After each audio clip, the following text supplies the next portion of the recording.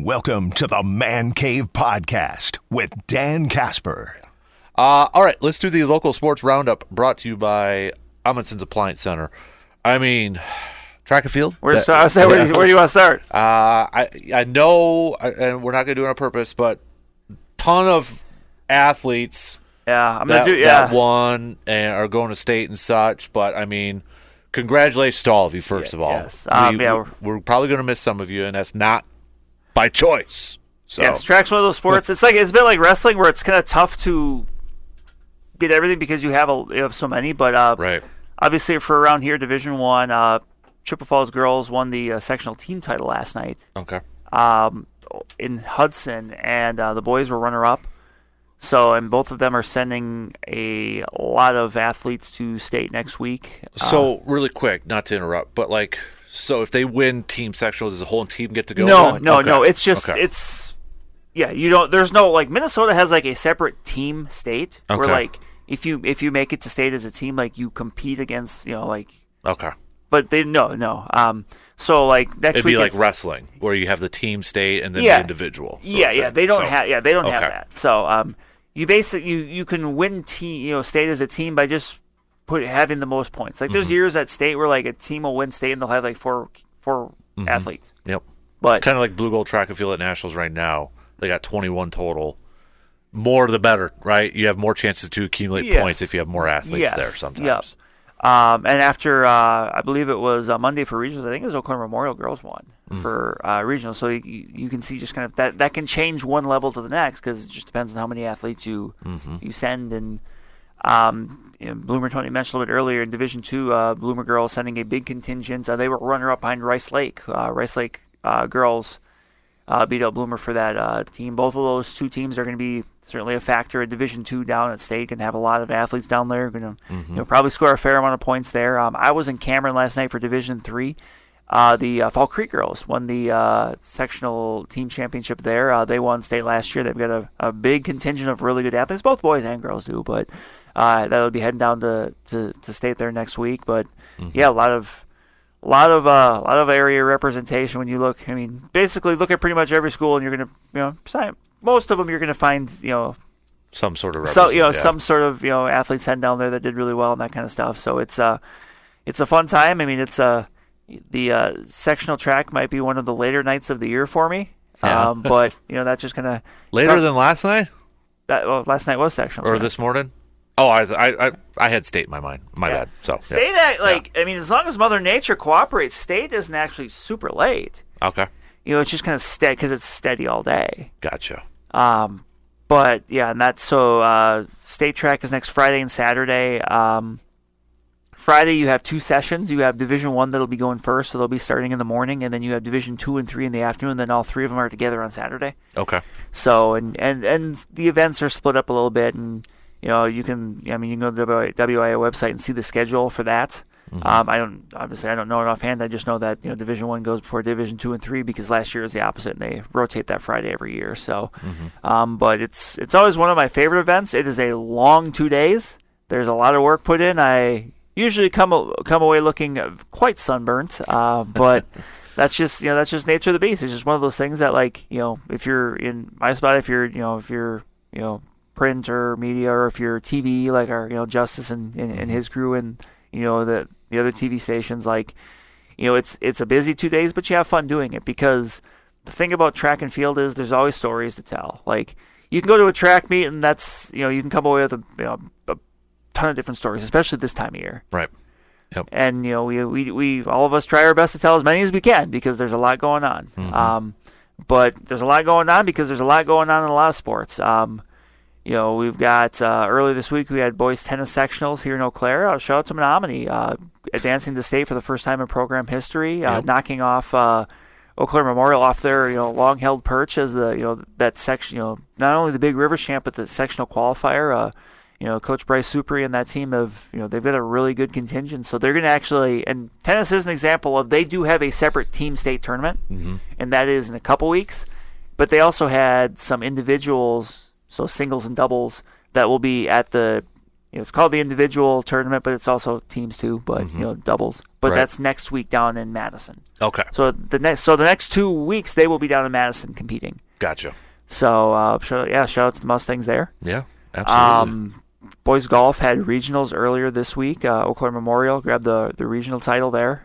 I was going to ask like sectionals then, because state's next weekend already, is it? Yeah, state is the Monday after track, so it's like 10 days from now. Okay.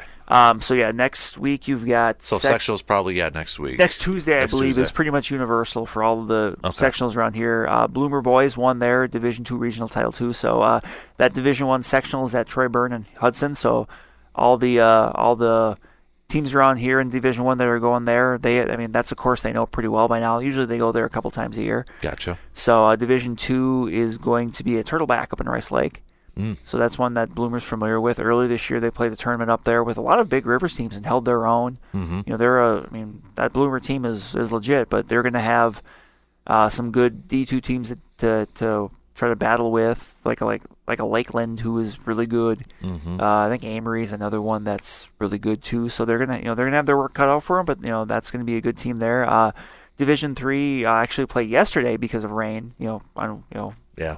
Earlier this week, knocked it out. Chautauqua Weyerhaeuser won that regional. Cadet was second. So they'll be playing coming up again this week as well. So probably by like Wednesday we'll know who's going to state for golf.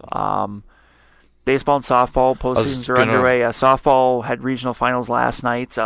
It's kind of Division I's kind of all chalk. It looks like here. It is, but that Division I sectional this year is a bit different, I think, in the past, because I think a lot of those years, and maybe not last year because Superior was really good. They went to state. They were the runner-up. But, usually that Division I sectional starts with Triple Falls and Stevens Point. Yeah. Those are those are always, your top seeds. Those are always the teams that – and, they're both very good teams again this year. But, on the other half of that section, you got New Richmond, who won the Big Rivers. And you've got D.C. Everest, who has an outstanding pitcher in Addison Cluck. So those are your final 4 teams left in Division I. Chi-High and Stevens Point renewing their rivalry. They at this point they pretty much play every year in the postseason. And then you got New Richmond and DC Everest. Those games are coming up on Tuesday, and then those 2 winners will meet on Thursday with a trip to state on the line. In Division II, you got Rice Lake and Ellsworth, and Mosinee and New London on the other half of that. So obviously, one of those games is much more in our area than the other, but that's what you're looking at for in Division II. Rice Lake edging out Baldwin Woodville to win that regional title. D3.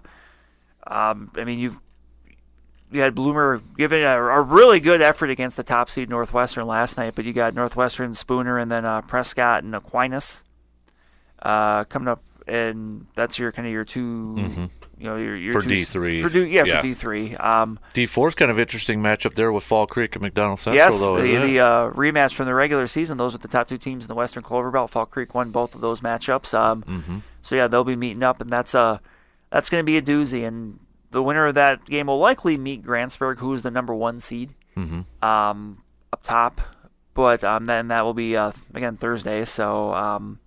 But otherwise, then you go to Division 5, and you got Thorpe and Athens. The Cardinals shut out Eau Claire Emmanuel. Elsewhere in Division 5 too, you've got some other teams a little bit south of here that are still hanging around. But you gotta go a bit south to get there. But yes, Pep and Alma, they'll be taking on Wisconsin Rapids Assumption coming up. So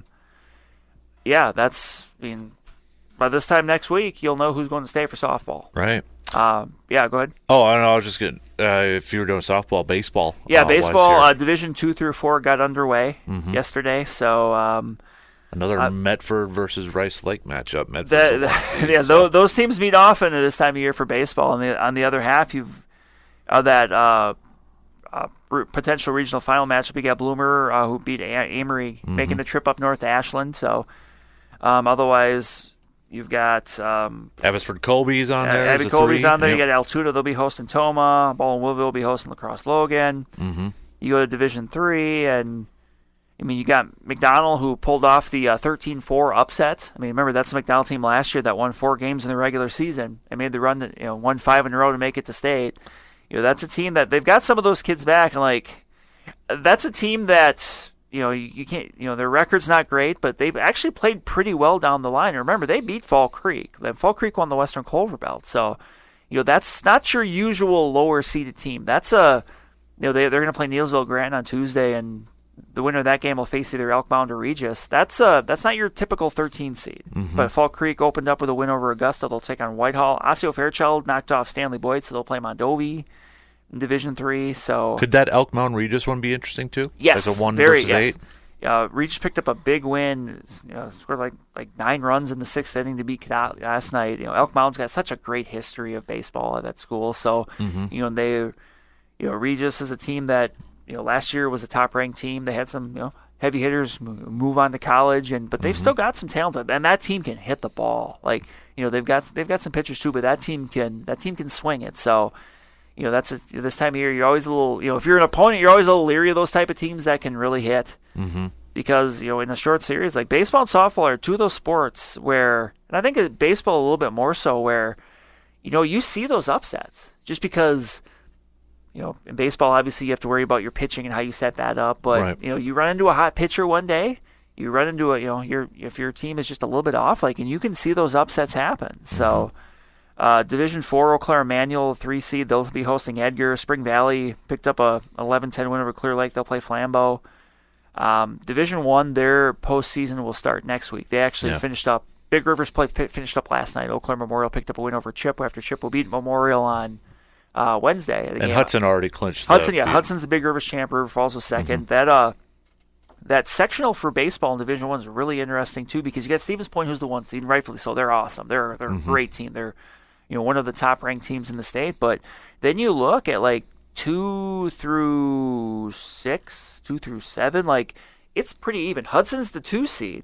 River Falls is the 3 seed. But Chippewa Falls is the 6 seed, and they have wins over the 2 seed, the 3 seed, and the 4 seed.